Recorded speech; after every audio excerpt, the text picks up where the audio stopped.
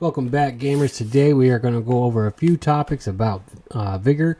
But first, if this is your first time here, do us a favor and like and subscribe below. It helps the YouTube channel grow. So I want to talk about, 1, the future of our channel. 2, is Vigor changing its game engine to Enfusion? And 3, a couple gameplay tips we have for encounters. So first, for our future, I apologize that the videos haven't been coming out as quick of a pace as I would like. There's a lot of stuff going on professionally for me in my career. So, even at the end of this month, I have to go to a conference and speak. So, I'll continue to pump out videos as quick as possible. Just be patient with us. Again, this is a hobby. So as much as we love doing it, unfortunately life sometimes gets in the way. But second, we also have been in contact with another game publisher and a game developer and their community manager, and there's opportunity there. They reached out, and there's an opportunity for us to kind of partner up with them. So we'll continue to keep that open. So please stay tuned to the channel for more future content, because again, this is not a small game or a small indie developer. They have some money, and even big time content creators like Jack Frags has covered their video. Or covered their game. So I'm excited for it. It's an awesome opportunity for us. And, we'll keep you posted as that comes along. More to come when we're allowed to talk about it. So next, I want to talk about, is Vigor changing its game engine to Enfusion?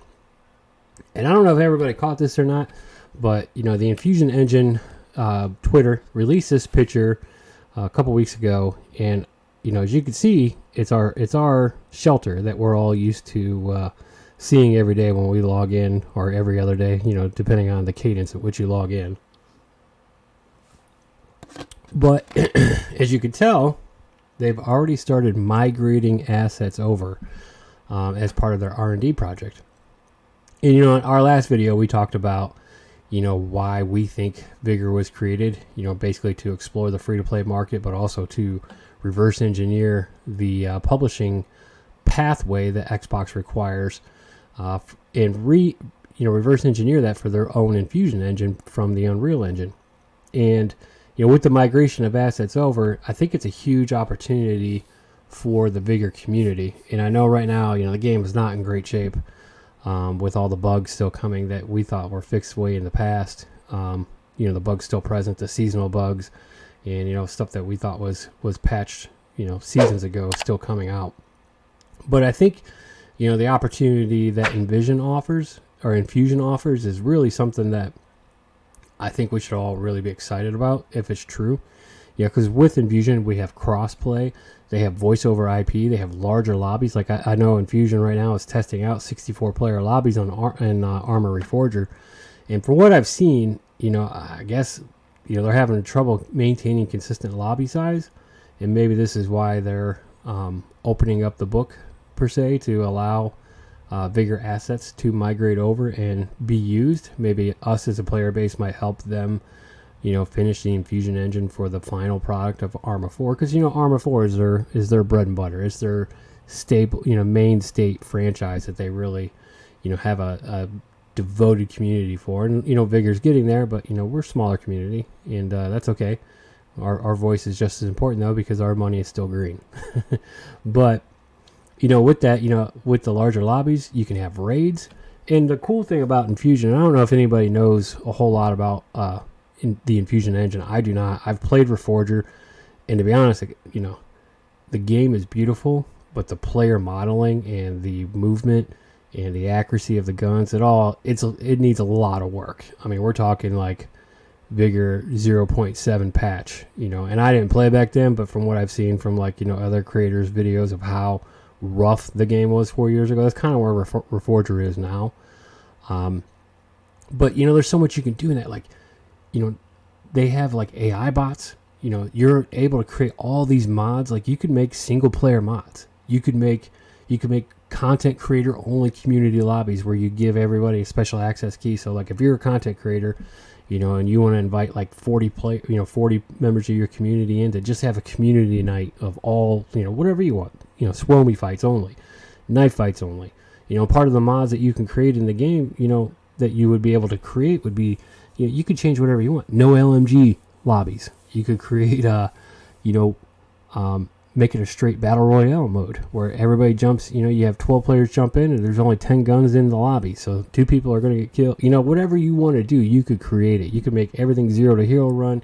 You could make it, shotguns and snipers only, or whatever you want to do, you could do within the Enfusion Engine, modding capability. The only difference is I don't know how to mod, so we'd have to rely on those that have the experience to help us create that.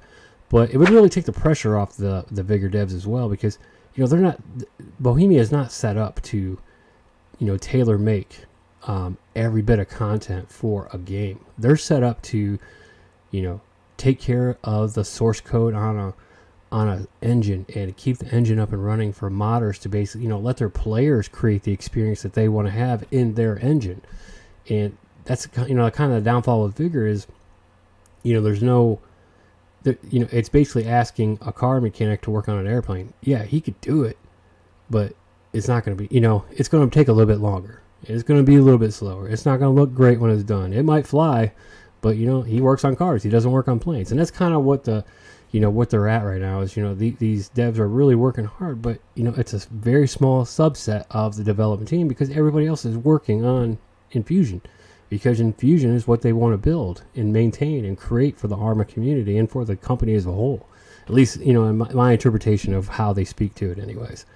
So we would actually get a full, 200 plus developer team supporting the game, because everybody would be working on the Enfusion Engine and we could create the experience we want. So I'm excited. Even if I had to pay the $30, I'd pay it, because I think it would be a good experience. And I'm not saying, so I'm not telling you how to spend your money. You work, you do what you want to do with your own money. That's what you do. But for me, I would be willing to do that because it's a good experience to me. Basically the sky is kind of the limit. You could do whatever you want inside that engine. And I see a lot of players doing that now with Arma Reforger, and has made a ton of improvements. I mean, they have their whole Avalon Life mod that they have going on, traders.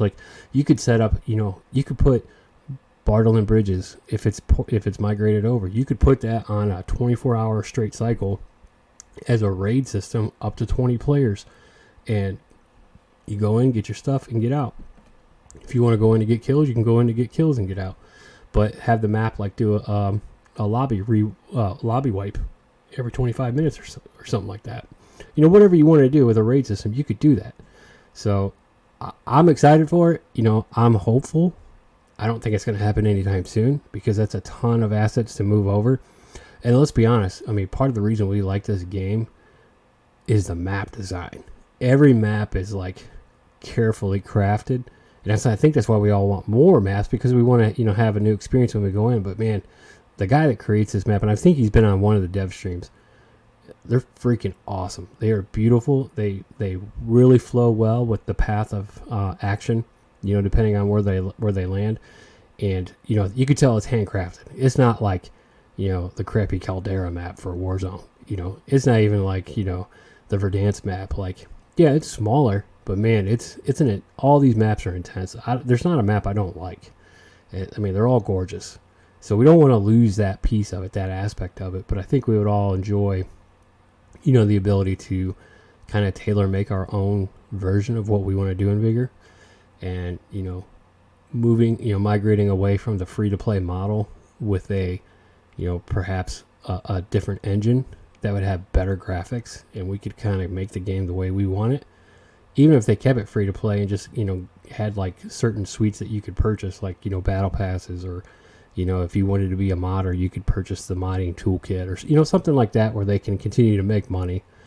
Because, they're a for-profit company. This is not a non-profit. They got to make money somehow. So, I'm willing to support it. I know there's others out there in the community that are as well, that spend their own money on it. So, but enough of that. I'll quit talking about all the things I think Enfusion can do, because I'm a nerd like that, and I get really excited about tech. So let's go and start with our tips here, and I wanted to go over a couple of these just to help you guys out with the encounters, just things to be aware of.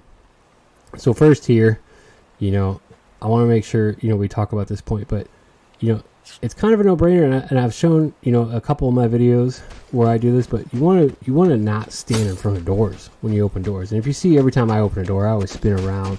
I open it from an angle where I'm not standing right in front of it, and you'll see right here even when I come into this door. And you can see, like, I'm still just doing, you know, random movement to keep my fingers warm and just make myself harder to hit. So here I open the door. I'm off to an angle so I can jump if I get hit.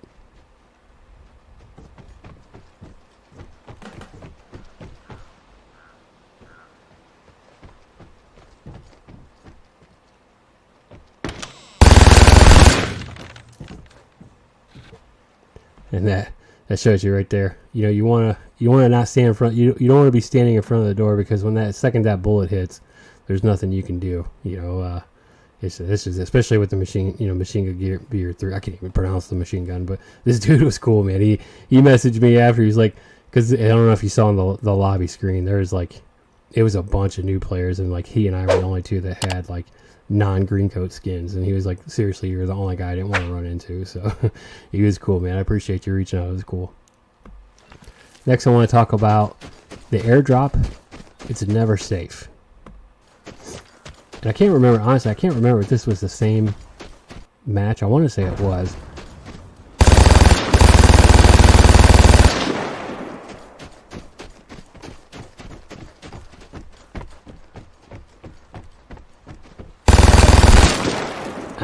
I don't know if he disconnected there, his phone died or what, or his controller died there or what. But the key is here. The unless you wipe the lobby yourself, the airdrop is never safe. So, you know, especially for the newer players that are starting, like, you know, the airdrop is never going to be safe. There's literally people that are trying to catch the number one player in airdrops retrieved. So just be aware. If you're going for it, chances are, even if you think you're alone, you're not. Unless you personally wipe the lobby yourself, there's a good chance somebody's going to be around the corner. And, you know, I just ran up and he was just right there. This one, I want to, you know, kind of touch on the point. You're never alone in the game.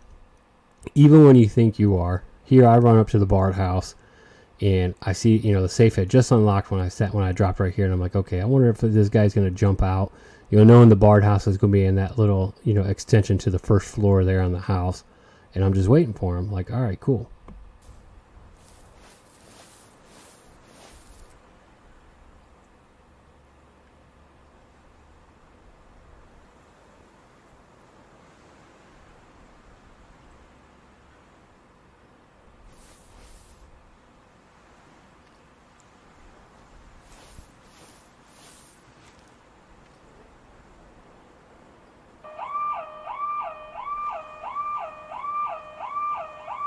There, I heard a guy walk up, or I saw a guy walk up as I was there, and I'm just waiting for him outside the rock here.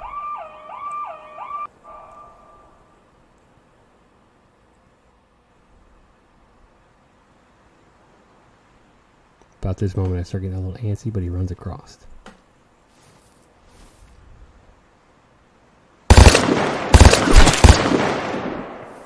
And as you can see, I caught him in midstream there. Right as he was getting ready to open, you know, undo the barred house there. So, the player that was there ended up actually exiting the other side, which, you know, I kind of thought might happen.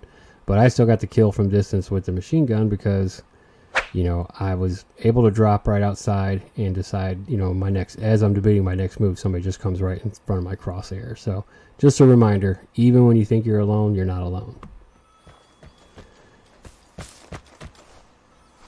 And then finally, I want to talk about, you know, you never want to get into the water. So here I am, I come up, let me back up a little bit here.